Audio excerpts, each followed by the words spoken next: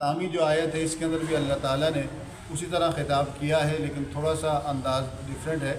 اللہ فرماتا ہے یا بنی اسرائیل، اے اولاد یعقوب، اذکروا نعمتی التی انعمت علیکم، یاد کرو میری نعمت جو میں نے تم پر کی تھی۔ کیوں اللہ کہہ رہا ہے نعمت یاد کرو؟ نعمت کی یاد دہانی اس وجہ سے ضروری ہے کہ جب بندہ نعمت کو یاد کرتا ہے تو خود بخود جس نے نعمت دی ہے اس کی یاد بھی آ جاتی ہے، اور جب نعمت کے ساتھ ساتھ جو منعم ہے، جو نعمت دیتا ہے، اس کی یاد آ جاتی ہے تو بندے کے اندر احسان شناسی اور شکر گزاری کا جذبہ کیا ہوتا ہے؟ پیدا ہوتا ہے۔ اور پھر اگلا اسٹیپ کیا ہوتا ہے کہ نعمت جو اللہ تعالیٰ نے دی ہے اس کا صحیح اور درست استعمال۔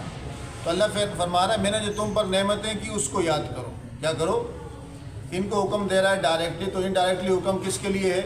ہمارے لیے بھی ہے کہ ہم بھی یاد کریں کہ جو نعمت اللہ نے دی ہے اس کو یاد رکھنا بھی عبادت ہے، اس کو یاد رکھنے کا بھی حکم ہے۔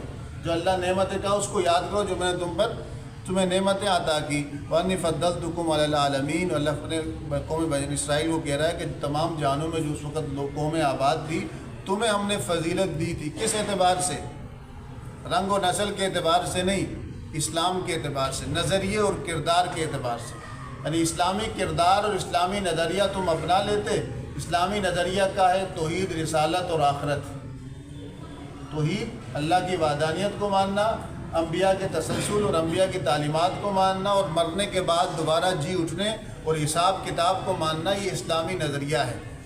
یہ کیا ہے؟ اور اس سے انسان کی زندگی میں بڑا اثر پڑتا ہے، اس کی زندگی با مقصد ہو جاتی ہے، با معنی ہو جاتی ہے۔ وہ اپنے ہر معاملے کے اندر جب ان تین نظریہ اور عقائد کو سامنے رکھتا ہے تو اس کی زندگی اس بندے سے مختلف ہوتی ہے جس کا یہ عقیدہ نہ ہو۔ تو اس عقیدے کا اثر اس کے کردار پر پڑتا ہے۔ تو کیا اللہ نے فضیلت دی تھی؟ کس اعتبار سے؟ اسلامی نظریہ اور اسلامی کردار کے اعتبار سے۔ اللہ فرماتا ہے وَاتَّقُوا يَوْمًا، اس دن سے ڈرو، لا تجزی نفس عن نفس شیئا، کوئی جان کسی جان کو فائدہ نہیں دے گی، حساب کتاب دینا پڑے گا ہر ایک کو اپنے بارے میں۔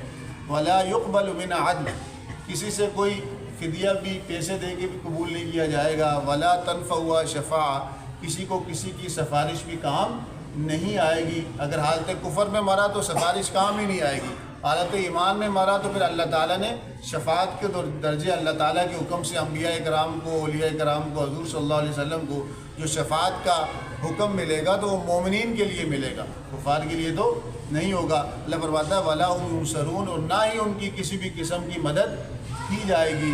ہر بندہ اپنے اعمال کا جو طرز عمل، طرز زندگی اس نے گزاری، اس کا اللہ کے سامنے جواب دہ ہوگا، رسپانسیبل بھی ہوگا اور اکاؤنٹیبل بھی ہوگا۔ رسپانسیبل مطلب ذمہ دار بھی، اکاؤنٹیبل مطلب حساب دینے والا بھی۔ اللہ کے حضور وہ ان سب کا ذمہ داری بھی قبول کرے گا اور حساب بھی دے گا۔ یہاں پر قوم بنی اسرائیل کا واقعات ختم ہوئے۔ واقعہ سنانے کا مقصود کیا تھا؟ بتانا کہ اللہ نے نعمتیں کی اور نعمتوں کی انہوں نے ناقدری کی۔ جب قدردان رہے تو اللہ نے عروج عطا کیا، جب ناقدری شروع کی ان کی اکثریت نے یا ان کی اپر کلاس نے، ان کے علماء نے یا ان کے جو ایلیٹ کلاس جو حکمران تھے انہوں نے، تو ناقدری کی صورت میں ضربت علیہم الذلۃ والمسکنہ، ان پر ذلت رسوائی، اللہ کا عذاب کے وہ مستحق ہو گئے۔ پھر ان کے دل سخت ہو گئے، سنگ دلی کی وجہ سے انہوں نے حرکتیں کی، شرمناک حرکتیں کی جو اللہ تعالیٰ نے کچھ تو بیان کر دی ہیں اور کچھ آگے قرآن کی مختلف صورتوں میں اللہ عز و جل اس کو بیان کرتا ہے۔ اس کے بعد سیدنا ابراہیم علیہ السلام کا واقعہ، پھر اس کے بعد کعبہ کا واقعہ، کعبے کی تعمیر کا واقعہ، کیونکہ اگلی آیتوں میں اس قوم کا ذکر کر لیا، اس سے وہ منصب چھین لیا گیا، اگلی قوم کو دیا جا رہا ہے۔ وہ کس کو دیا جا رہا ہے؟ امت مسلمہ۔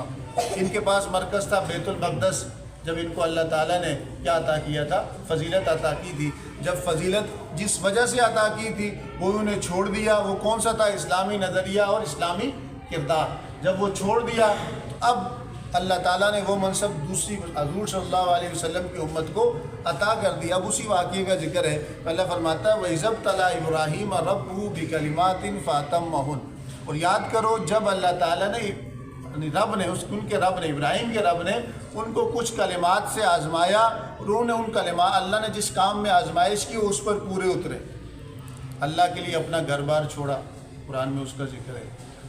بادشاہ وقت نمرود سے رب کے لیے ٹکر لے لی، ٹھیک ہے، وہ ان کا جانی دشمن ہو گیا، آگ میں ان کو پھینکا گیا، اللہ کے لیے کود پڑے، قلنا یا نار کونی بردم وسلام علی ابراہیم، گھر بار چھوڑا، بادشاہ وقت سے ٹکر لے لی، جان کو خطرے میں ڈالا، جان کو قربان کیا، اللہ نے پھر بچا لیا، پھر اپنے مال کو قربان کیا، روایات میں آتا ہے مال کو بھی اللہ کی راہ میں قربان کیا، پھر جب 100 سال کی عمر میں اپنے 13 سال کے بچے کو اللہ نے حکم دیا قربان کرو، سیدنا اسماعیل علیہ السلام کو، وہ بھی قربان کر لیا، یعنی اپنا جان، اپنا مال، اپنی اولاد، جو کچھ بھی تھا، اللہ فرماتا ہے میں نے ابراہیم کو آزمایا، اور ابراہیم اس آزمائش میں پورا اترا، اس آزمائش میں ابراہیم علیہ السلام پورے اترے، تو اللہ نے پھر انہیں کہا تھا کہ انی جاعلک للناس اماما، ابراہیم میں آپ کو تمام لوگوں کے لیے مقتدا اور امام بناؤں گا، لوگ آپ سے ہدایت پائیں گے، انبیاء آپ سے رہنمائی لیں گے۔ آپ نے آگے کہا کہ وہ من ذریتی، تو کیا یہ امامت یا مقتدا کا جو منصب ہے کیا میری اولاد کو بھی ملے گا؟ رب نے فرمایا کہ لا ینال عہد الظالمین، میرا جو یہ منصب ہے، یہ جو اونچی شان ہے، یہ اسٹیٹس جو میں عطا کروں گا امامت کا، اقتداء کا، مقتدا ہونے کا، ائمہ ہونے کا، تو یہ ظالم لوگوں کو نہیں پہنچے گا، یعنی آپ کی اولاد میں سے جو اس نظریے پہ کاربند رہا اور جو اس عمل کو جس نے اپنایا، جس کا کردار آپ سے میچ کرے گا، جس کا نظریہ آپ سے میچ کرے گا، تو آپ اللہ فرماتا ہے کوئی ظالم کو یہ چیز حاصل نہیں ہوگی، یا غیر ظالم کو یہ جو آپ کا مقتدا ہوگا علم میں اور عمل اور کردار میں، اس کو یہ چیز عطا کی جائے گی۔ پھر نبوت ان کے انبیاء کا ایک سلسلہ رہا، اولیاء کا ایک سلسلہ رہا ابراہیم علیہ السلام کی ذریت میں، تو اللہ فرماتا ہے جعلنا البیت مثابۃ للناس، ہم نے اس گھر کو یعنی کعبۃ اللہ کو لوگوں کی رجوع کی ایک جگہ بنائی، امن کی ایک جگہ بنائی۔ پھر حکم دیا گیا واتخذوا من مقام ابراہیم مصلی، اللہ تعالیٰ اپنے نیک لوگوں کو بھی عزت دیتا ہے، جو اللہ کے نیک لوگ ہوں، انبیاء ہوں، اولیاء ہوں، اللہ ان کو عزت دیتا ہے۔ کیا دیتا ہے؟ خود عزت دیتا ہے۔ اب عزت کیا دی ابراہیم علیہ السلام کو کہ جس جگہ پر ابراہیم، مقام ابراہیم عربی کا لفظ ہے مقام ابراہیم، مقام ابراہیم جہاں پر ابراہیم نے قیام کیا، جس پتھر پر یا جس چٹان پر یا جس جگہ پہ ابراہیم علیہ السلام کھڑے ہوتے تھے، تو اللہ نے کہا کہ تمام کو مسلمانوں کو حکم دے دیا کہ وہاں جا کے تم نے نماز پڑھنی ہے، سجدہ مجھے کرنا ہے، لیکن اس جگہ کرنا ہے جہاں ابراہیم کے قدم لگے۔ اس وجہ سے جو عمرہ کرنے جاتا ہے یا حج کرنے جاتا ہے تو مقام ابراہیم، ابھی بھی جو جالی جالی لگی ہوئی ہے کعبہ کے ارد گرد، ایک جالی آپ کو چکور سی لگی ہوئی بیچ میں پتھر نظر آئے گا، وہ مقام ابراہیم ہے۔ وہاں پر ہر حاجی اور عمرہ کرنے والا کیا پڑھتا ہے؟ نفل پڑھتا ہے، پڑھتا اللہ کے لیے، لیکن جس جگہ پہ پڑھتا ہے اللہ نے فرمایا ابراہیم کے وہ کھڑے ہونے کی جگہ، تو اللہ نے عزت کی واتخذوا من مقام ابراہیم مصلی، ابراہیم کے کھڑے ہونے کو مصلی بنا دو، صلاۃ کی جگہ بنا دو۔ تو اللہ فرماتا ہے وَعِدْنَا إِلَىٰ إِبْرَاهِيمَ وَإِسْمَاعِيلَ، ابراہیم علیہ السلام کی ایک زوجہ سیدہ سارہ تھی، جس سے آپ کے صاحبزادے سیدنا اسحاق کی پیدائش ہوئی، اس سے پھر قوم بنی اسرائیل یعقوب علیہ السلام، یوسف علیہ السلام یہ آئے۔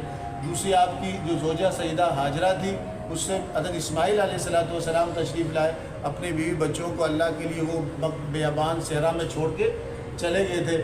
سیدہ ہاجرہ کے ساتھ سیدنا اسماعیل علیہ السلام تھے۔ اور تیسری تاریخ مورخین لکھتے ہیں کہ آپ کی تیسری زوجہ بھی تھی، جن کا نام سیدہ قطورہ تھا، ان سے پھر قوم شعیب وغیرہ جو آئی، مدین کے لوگ جو آئے، قوم مدین تھی، وہ اس آپ کی ان اولاد میں سے تھی۔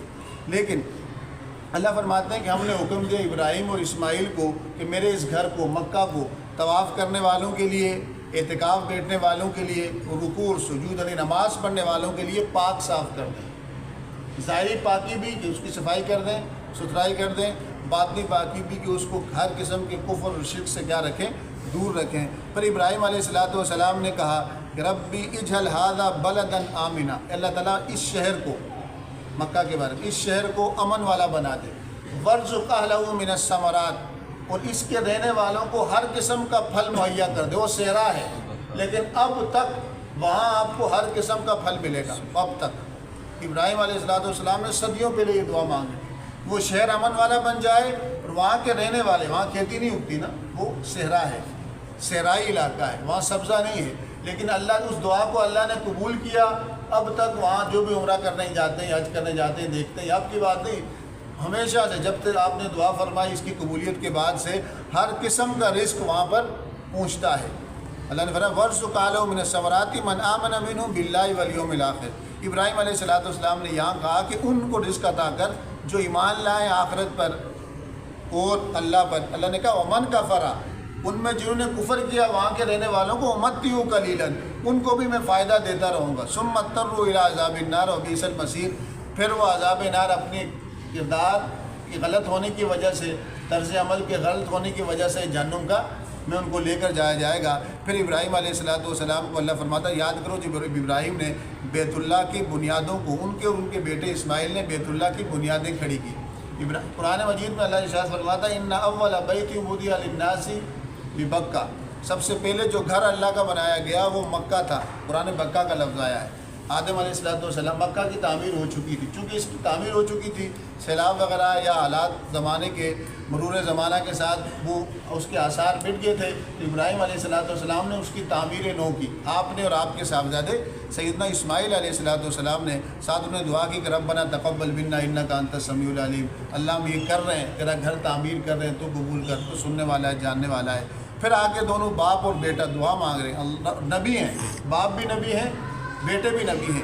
اجعلنا مسلمین لک، رب کریم ہمیں اپنا فرما بردار رکھ، ومن ذریتنا امۃ مسلمۃ لک، اور میں ہماری آل اولاد کو بھی اپنا کیا رکھ، فرما بردار رکھ۔ وارنا مناسکنا وتب علینا انک انت التواب الرحیم، رب کریم حج کا جو طریقہ ہے وہ تو ہمیں سکھا دے، تو توبہ قبول کرنے والا اور رحم کرنے والا ہے۔ یہاں پر ابراہیم علیہ السلام اور سیدنا اسماعیل علیہ السلام نے پھر دعا مانگی تھی حضور صلی اللہ علیہ وسلم کے بارے میں کہ ربنا وابعث فیہم رسولا منہم یتلو علیہم آیاتک ویعلمہم الکتاب والحکمہ ویزکیہم انک انت العزیز الحکیم۔ حضور نے فرمایا نا کہ میں اپنے والد ابراہیم کی دعا ہوں، انا دعوت ابراہیم، حضور نے فرمایا کہ میں ابراہیم کی دعا، یہ دعا ہے کہ آپ نے اور اسماعیل علیہ السلام نے دعا مانگی کہ ربنا اسی قوم میں ایک اپنا رسول، خاص رسول بھیجنا جو ان پر قرآن کی تلاوت کرے، انہیں کتاب کی تعلیم دے، حکمت کی تعلیم دے، اور ان کے کردار اور اخلاق کو پاک کرے۔ اللہ نے پھر فرمایا وَمَن يَرْغَبُ عَن مِلَّةِ إِبْرَاهِيمَ إِلَّا مَنْ سَفِيَ نَفْسَهُ، ابراہیم کے طریقے سے کون ہے جو ابراہیم کے طریقے سے منہ موڑے، سوائے اس بندے کے جو اپنے نفس کے ساتھ حماقت کرتا ہے، جو اپنے ساتھ بے وقوفی کرتا ہے۔ وَلَقَدِ اصْطَفَيْنَاهُ فِي الدُّنْيَا وَإِنَّهُ فِي الْآخِرَةِ لَمِنَ الصَّالِحِينَ، اللہ فرماتا ہے ہم نے ان کو دنیا میں چن لیا تھا اور آخرت میں بھی یہ صالحین میں سے ہیں۔ اِذْ قَالَ رَبُّ، پھر اللہ تعالیٰ نے ابراہیم علیہ السلام کے بارے میں ایک اور بات کی کہ جب ابراہیم کو ان کے رب نے کہا اسلم، آپ فرمانبرداری کریں، اپنا تن من دن سب اس کے لیے قربان کر دیں، اس کے آگے سرنڈر کر دیں، جھک جائیں، تو ابراہیم علیہ السلام نے کیا کہا اسلمت لرب العالمین، میں جھک گیا، میں قربان ہو گیا، میں نے سرنڈر کر لیا، میں نے سر تسلیم خم کا مطلب اپنے سر کو جھکا دیا رب کی رضا میں، رب کی خوشنودی میں، رب کے حکم پر۔ کہ رب مال مانگ رہا ہے تو مال دوں گا، جان مانگ رہا ہے تو جان دے رہے ہیں، اولاد کی قربانی مانگ رہا ہے تو اولاد دے رہے ہیں، بیوی بچوں کو اللہ نے کہا صحرا میں چھوڑ دو تو صحرا میں چھوڑ دیا، اور اپنا گھر بار رب کے لیے چھوڑ دیا، سب کچھ۔ اللہ نے فرمایا کہ جب بھی میں نے ابراہیم کو اس کے رب نے کہا کہ آپ سر تسلیم خم کریں، بات مانے، تو انہیں آگے سے کیا کہا اسلمت لرب العالمین۔ پھر آگے کہہ رہے ہیں کہ ابراہیم علیہ السلام نے اپنے بیٹے حضرت اسحاق اور پھر انہوں نے اپنے بیٹے حضرت یعقوب کو وصیت کی، کیا وصیت کی کہ بیٹے ان اللہ اصطفیٰ لکم الدین، اللہ تعالیٰ نے تمہارے لیے اطاعت کا ایک نظام چنا ہے، ایک دین چنا ہے، اسلام چنا ہے، منتخب کیا، فلا تموتن الا وانتم مسلمون، تم نہ مرنا اس حال میں کہ تم اسلام کی حالت میں، اس حال میں تم مرو کہ تم اللہ کی فرما برداری کر رہے ہو، یعنی مرتے دم تک اسلام پہ قائم دائم رہنا۔ ابراہیم علیہ السلام کی اپنے بیٹے اور ان کو اپنے بیٹے کی کیا تھی، وصیت تھی۔ پھر کہا جا رہا ہے کہ ہم کنتم شہداء اذ حضر یعقوب الموت، جب یعقوب علیہ السلام کو موت آئی تھی تو تم اس وقت موجود تھے، انہوں نے بھی اپنے بیٹوں سے سوال کیا تھا، 12 بیٹوں کو بلا کے کہ ما تعبدون من دونی، پوچھنے کے لیے، اقرار کرانے کے لیے کہ میرے بعد تم کس کی عبادت کرو گے؟ سب نے کہا کہ نعبد الہک و الہ آبائک ابراہیم و اسماعیل و اسحاق الہ واحد، ہم آپ کے الہ کی، خدا کی عبادت کریں گے، آپ کے آباء و اجداد ابراہیم، اسماعیل اور اسحاق جو ایک رب ہے ہم اس کی عبادت کریں گے، وَنَحْنُ لَهُ مُسْلِمُونَ، اور ہم اسی ہی کے لیے کیا ہے، فرما بردار ہیں۔ قرآن میں ایک جگہ آیا ہے کہ جو گمراہ لوگ ہیں انہیں کہا جاتا ہے کہ اس راہ پہ چلو تو کہتے ہیں کہ ہم اس اسلام کو قبول نہیں کریں گے، رائے حق نہیں لیں گے۔ کیوں نہیں لیں گے؟ نانو وجدنا علی آبانا، ہم جس راہ پہ چل رہے ہیں اس پر ہم نے اپنے آبا و اجداد کو پایا ہے۔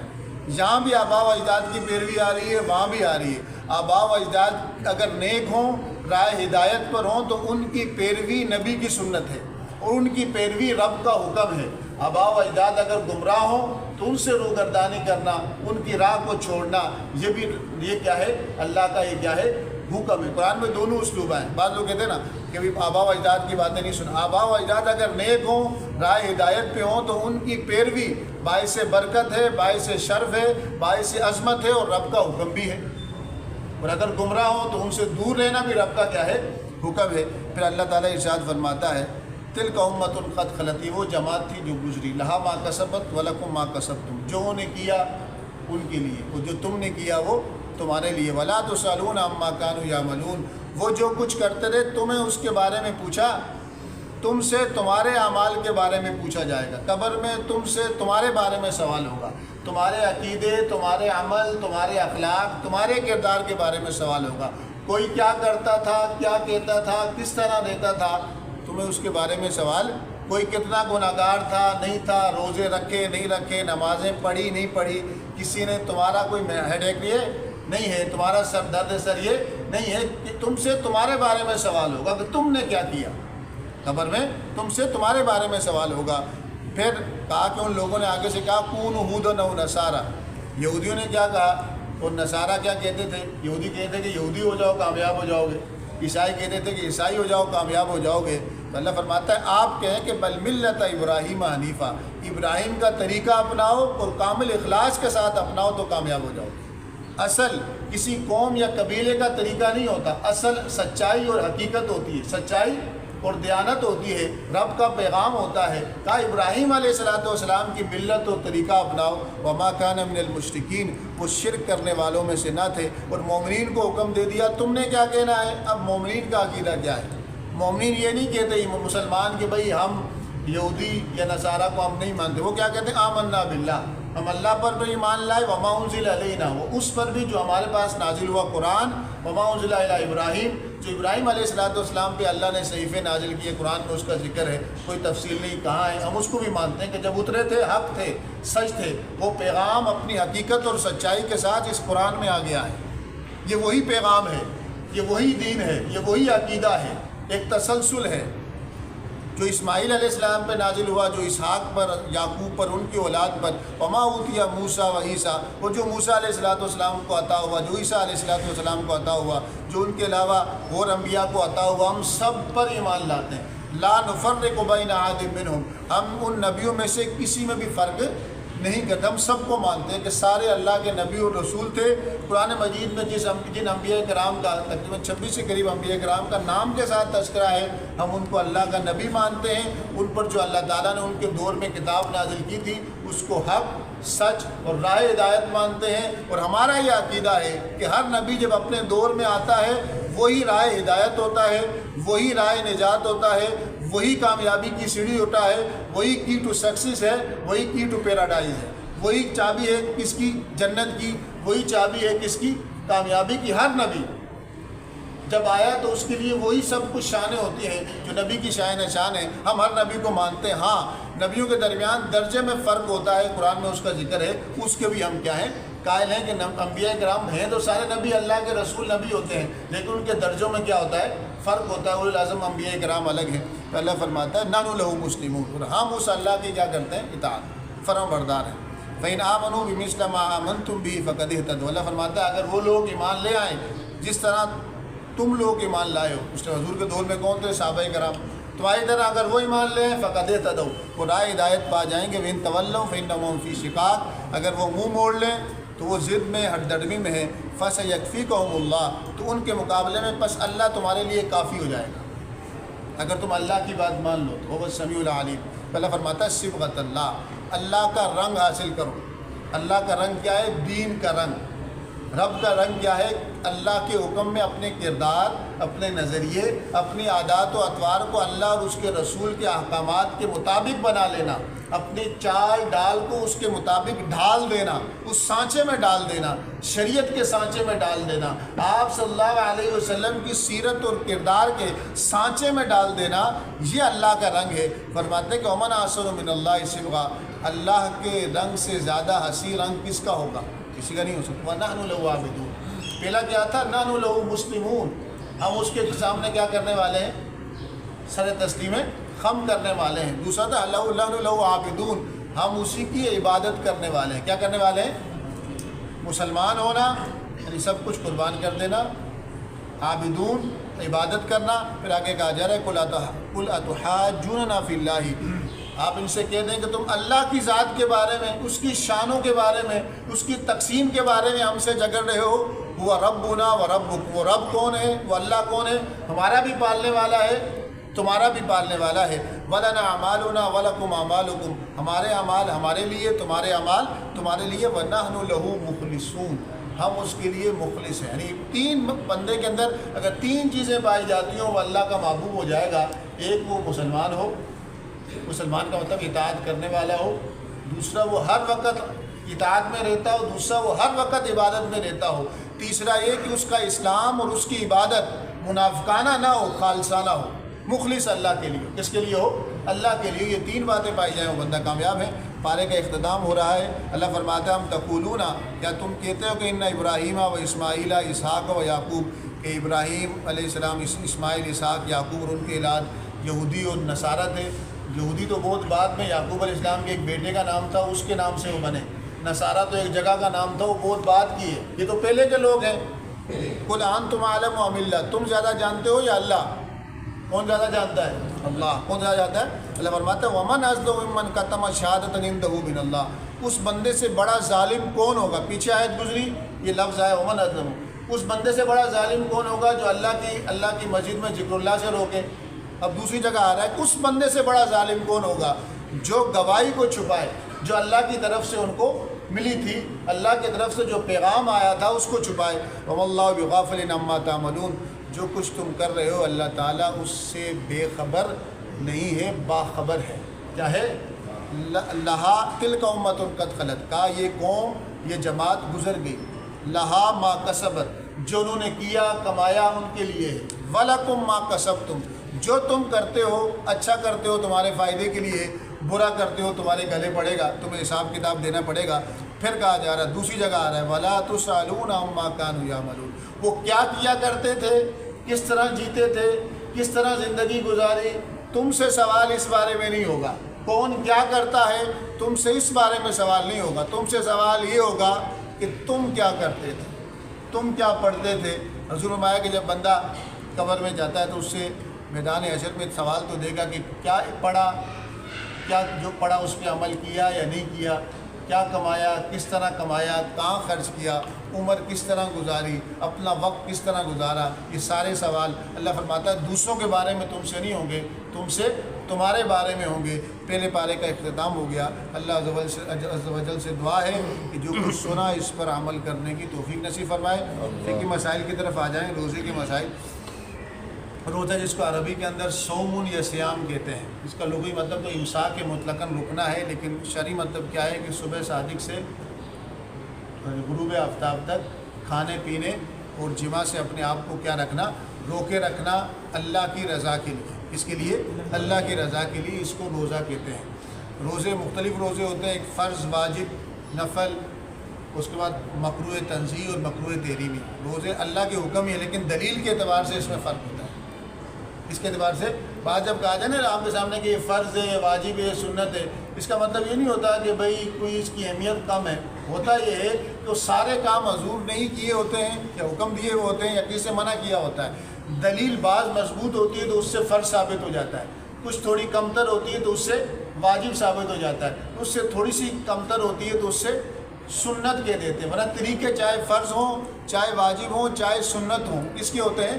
حضور صلی اللہ علیہ وسلم کا ہی طریقہ ہوتا ہے۔ اگر آپ فرض نماز پڑھ رہے ہیں 4 رکعت، ابھی آپ نے 4 رکعت عصر کی پڑھی تو حضور کی سنت نہیں ہے۔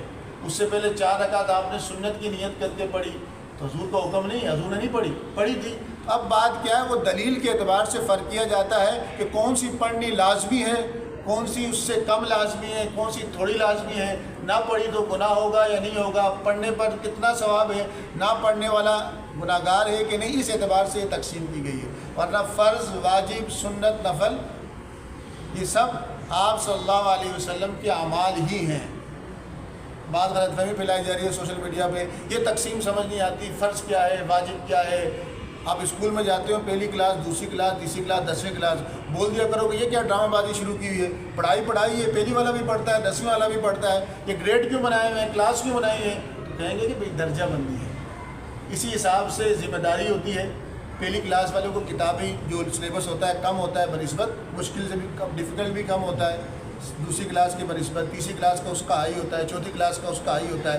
تعلیم تو ہو رہی ہوتی ہے، پڑھ بھی رہے ہوتے ہیں، لیکن فرق کیا جاتا ہے، درجہ بندی کی جاتی ہے، کیونکہ وہ ضرورت ہے ذمہ داریوں کے اعتبار سے۔ اس وجہ سے فرض ہو، واجب ہو، نفل ہو، سنت ہو، یہ حضور کا ہی عمل ہے، لیکن اس میں فرق ہوتا ہے کس اعتبار سے کہ کون سا کرنا ضروری ہے، کون سا کم ضروری ہے۔ اب فرض روزے کون سے جس کا نماز میں حکم، جیسا فرض رمضان کے روزے، یہ فرض ہے، یہ کیا ہے، فرض ہے، اور رمضان کا روزہ کوئی چھوڑ لے اس کی قضا بھی کیا ہے، فرض ہے۔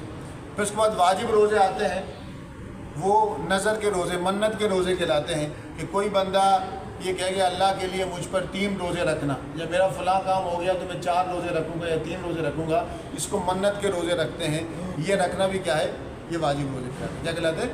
پھر تیسرے نمبر پہ نفل روزے کہلاتے ہیں، جو فرض اور واجب سے ہٹ کے ہوتے ہیں۔ اب اس میں سنت روزے بھی آتے ہیں، غیر سنت روزے بھی آتے ہیں۔ نفلی روزے کون سے ہیں کہ ہر مہینے کے 3 روزے، ہر مہینے کے 3 روزے، جمعہ کا روزہ، حضور پیر کا روزہ رکھا کیا کرتے تھے، جمعرات کا روزہ رکھا کرتے تھے، یہ نفلی روزے کہلاتے ہیں، لیکن سنت بھی ہے، یہ کیا ہے، لیکن شریعت علماء کہتے ہیں کہ حضور نے فرمایا نا کہ بھئی روزہ جو ہے اکیلا روزہ نہ رکھا جائے، 7 2 کا جوڑا بنا کے رکھا جائے، لیکن جمعے کے بارے میں اکیلے فضیلت آئی ہے، یہ نفلی روزے کہلاتے ہیں۔ ہر مہینے کے 13 14 15 کے روزے، یوم عاشورہ کے روزے، لیکن 9 اور 10 کا روزہ، 9 اور 10 کا روزہ، عرفہ کا روزہ، پیر کا روزہ، جمعرات کے دن روزہ رکھنا عام۔ پھر شوال کے روزے آتے ہیں، پھر اس کے بعد مکروہ تنظیر روزے آتے ہیں، کہ وہ جو رکھنا ثواب تو ہے لیکن اس طرح رکھنا، اس طرح 10 محرم کا روزہ صرف 10 محرم کا ہی رکھنا حضور نے ناپسند کیا ہے، 9 10 کا رکھے یا 10 11 کا رکھے۔ یہ صرف ہفتے کا روزہ ہے، کیونکہ اس سے یہودیوں کی مشابہت آتی ہے، تو حضور نے فرمایا تھا کہ ان سے مشابہت نہیں کریں تو ہفتہ اتوار کا رکھے یا جمعہ ہفتے کا رکھے۔ اور اگلی قسم ہے مکروہ تحریمی، وہ روزے جن یعنی روزہ ہے تو عبادت، اچھا کام ہے، لیکن 5 دن ایسے ہیں کہ اس دن روزہ نہ رکھنا عبادت ہے، روزہ رکھ لیا مکروہ تحریمی، توڑنا واجب ہے۔ وہ 5 دن کون سے ہیں؟ اصل ہے حکم الہی، تقویٰ کیا ہے، حکم الہی پہ عمل کرنا۔ اب بعض ایسے ہوتے ہیں کہ جب شریعت نے کہا کہ جو بہت زیادہ بیمار ہو، حاملہ عورت ہو، بچوں کو دودھ پلانے والی ہو، سفر میں ہو، روزہ چھوڑ دے، تقویٰ یہ ہوگا، لیکن اپنے میں مشقت کر دینا اتنی کہ جانوں پہ بناتی ہے، وہ تکلیف اٹھانا، مشقت اٹھانا کہ میں قضا نہیں کروں گا۔ تقویٰ یہ ہے کہ شریعت کی رخصت پہ عمل کیا جائے، اگر تم پہ وہ کیا پائی جاتی ہیں، شرائط۔ تقویٰ یہ نہیں ہے کہ اللہ کہہ رہا ہے کہ تم سہولت اختیار کرو، کہ بھئی ٹھیک ہے بیمار بہت زیادہ ہو، نہیں رکھ سکتے تو بعد میں قضا کر لینا، آپ کو میں نہیں کروں گا۔ اب تقویٰ یہ نہیں ہے، یہ شدت ہے، یہ دین میں کیا ہے، لیکن یہ بھی ہے کہ کون سا مرض ہے، کتنے مرض پہ چھوڑ سکتے ہیں۔ یہ نہ ہو کہ ہلکا سا بخار ہو، کہو مجھے بخار ہے، کام چور بھی بندہ نہ ہو۔ اس کی شرائط ہے کہ کون سا مرض، کون سا سفر، کون سا بڑھاپا، کون سی بھوک جو روزہ توڑنے کی جس میں عذر کہلاتے ہیں۔ تو مکروہ تحریم روزہ 5 دن کا ہے، ایک عید الفطر کے پہلے دن کا نہیں رکھا جائے گا، رکھ دیا تو مکروہ تحریمی، عید آتی ہے نا، اور عید الاضحیٰ کا پہلا دن کا 10 11 12 13، 10 ذی الحجہ، 11 ذی الحجہ، 12 ذی الحجہ، 13 ذی الحجہ، ان 3 دن کے روزے رکھنا مکروہ تحریمی ہے۔ ان 3 دن روزے، 4 دن روزے نہیں رکھے جاتے، 10 11 12 13، 4 دن یہ ہو گئے، اور ایک دن چھوٹی عید کا، عید الفطر کا پہلا دن، اور عید الاضحیٰ کا 10 11 12 اور 13، یہ 13 ذی الحجہ، 4 دن یہ، اور یہ 5واں دن عید الفطر کا پہلا۔ اس دنوں میں روزہ رکھنا مکروہ تحریمی ہے، اور آپ صلی اللہ علیہ وسلم نے اس سے منع کیا ہے۔ اصل حکم الہی کی پابندی، اس کی پابندی۔ تو اللہ عز و جل سے دعا ہے کہ جو کچھ سنا اس پر عمل کرنے کی ہم سب کو توفیق نصیب فرمائے۔ وما علیہ الا البلاغ۔